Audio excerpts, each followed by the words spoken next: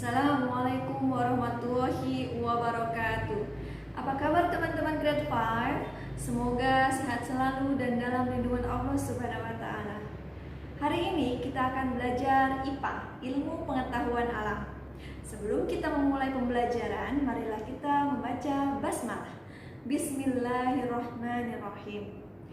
Pembelajaran sebelumnya kita telah membahas tentang alat gerak manusia dan alat gerak pada hewan. Hari ini kita akan membahas tentang alat pernapasan manusia. Pada video ini, Miss akan menjelaskan tentang alat pernapasan manusia. Manusia tidak dapat hidup tanpa bernapas. Saat bernapas, kita menghirup dan menghembuskan udara. Termasuk ketika kita sedang berenang, kita mendapatkan oksigen yang diperlukan tubuh untuk mengubah zat-zat makanan menjadi energi. Tubuh kita juga membuang zat sisa berupa karbon dioksida. Berikut bagian-bagian alat pernafasan manusia. Yang pertama, hidung. Kedua, trakea. Ketiga, paru-paru. Alat pernapasan manusia adalah paru-paru. Alur pernapasan manusia yaitu udara masuk ke tubuh melalui hidung, menuju rongga hidung, trakea, bronkus, kemudian ke paru-paru. Perhatikan gambar berikut.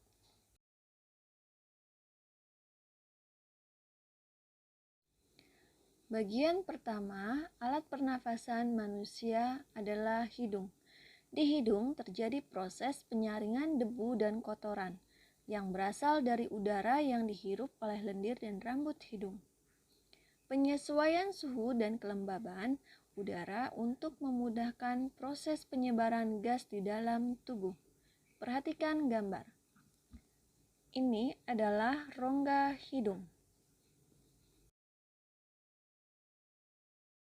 Bagian kedua alat pernafasan manusia adalah trakea. Trakea merupakan penghubung antara bagian hidung dan paru-paru. Antara rongga hidung dan trakea terdapat faring yang merupakan pertemuan rongga hidung dan rongga mulut. Nah, ini adalah gambar trakea. Ini gambar faring. Pertemuan rongga hidung dan rongga mulut. Bagian ketiga alat pernafasan manusia adalah paru-paru. Paru-paru terletak dalam rongga dada di atas diafragma. Bagian dalam paru-paru memiliki 3 bagian, yaitu bronkus, bronkiolus, dan alveolus. Yuk, perhatikan gambar berikut. Nah, ini adalah gambar bronkus. Bronkus adalah batang tenggorokan bercabang 2 yang menuju paru-paru kanan dan paru-paru kiri. Setiap bronkus memiliki percabangan lagi yang disebut dengan bronkeolus. Di ujung bronkeolus ini terdapat alveolus yang berfungsi sebagai tempat pertukaran oksigen dan karbon dioksida. Yang ini adalah pleura. Pleura adalah selaput pembungkus paru-paru. Nah, yang ini adalah diafragma. Adalah sekat rongga badan yang membatasi rongga dada dengan rongga perut. Proses pernapasan manusia. Ada proses menghirup udara dan ada proses menghembuskan udara. Yang pertama, proses menghirup udara. Rongga dada membesar, udara masuk melalui hidung. Udara disaring oleh lendir dan rambut hidung. Kemudian paru-paru mengembang. Oksigen diserap melalui alveolus. Pada proses menghirup udara, diafragma berkontraksi. Semula, kedudukan diafragma melengkung ke atas, lalu menjadi mendatar. Otot-otot antar tulang rusuk berkontraksi. Kemudian rongga dada mengembang. Yang kedua adalah proses menghembuskan udara. Ketika kita menghembuskan udara, rongga dada mengecil. Paru-paru mengempis, udara keluar melalui saluran pernafasan. Pada proses menghembuskan udara, diafragma melengkung ke atas. Relaksasi.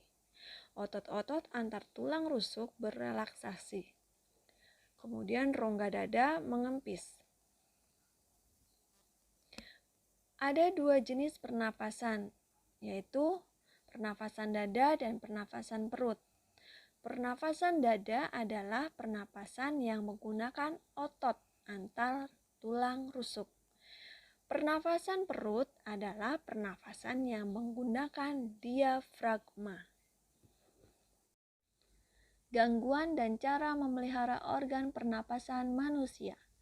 Gangguan pada organ pernapasan manusia antara lain flu, tuberkulosis, asma, flu burung, dan kanker paru-paru. Yang pertama adalah flu. Flu disebabkan oleh virus influenza. Flu merupakan penyakit yang mudah ditularkan. Penyakit flu menular melalui udara. Gejalanya adalah demam, sakit tenggorokan, sakit kepala, nyeri otot, batuk, dan hidung tersumbat. Yang kedua adalah tuberkulosis atau TB. Penyakit TB disebabkan oleh bakteri Mycobacterium tuberculosis yang menyerang organ paru-paru. Penyakit TB disebarkan melalui udara ketika penderita batuk. Gejalanya adalah tidak nafsu makan, berat badan turun, demam, mudah lelah, berkeringat pada malam hari, kerusakan paru-paru, nyeri dada, dan batuk berdarah. Gangguan pada organ pernafasan manusia yang ketiga adalah asma. Asma merupakan gangguan pernapasan yang disebabkan oleh penyempitan saluran pernafasan. Gejalanya adalah dada terasa sesak, batuk, dan napas terasa berat. Pemicu asma yaitu menghirup udara tercemar, udara dingin, alergi, atau kelelahan. Biasanya obat asma diberikan melalui alat yang disebut inhaler.